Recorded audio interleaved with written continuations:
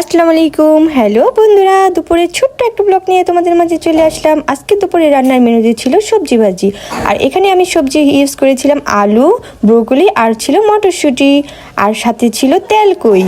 এই যে দেখো কি সুন্দর লোভনীয় হয়েছে আমার তেলকইটা। এরকম দেশি বিলের তেল কই রান্না করলে কি যে মজা হয় খেতে, তোমাদের আর কি বলবো। দেশি কই তো মাছ তো এমনিতেই মজা, আর সেটা যদি তেল কই মটরশুঁটি দিয়ে রান্না করা হয় তাহলে তো এর টেস্ট আরও বেশি দ্বিগুণ হয়ে যায়।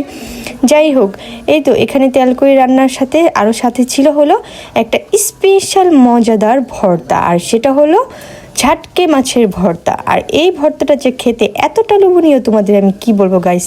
আমি তোমাদেরকে অনুরোধ করব একবার হলো তোমরা এই ভর্তাটা করে খেও। এই রেসিপিটাও আমি তোমাদের সাথে শেয়ার করবো। এই ভর্তাটা যে গরম ভাতের সাথে খেতে কতটা বেশি মজা তা আর তোমাদের বলে বোঝাতে পারবো না। যাই হোক, এই তো আমার ছোটোখাটো আজকে দুপুরে রান্নার আয়োজন। সবাই ভালো থেকো, সুস্থ থেকো, আল্লাহ হাফিজ।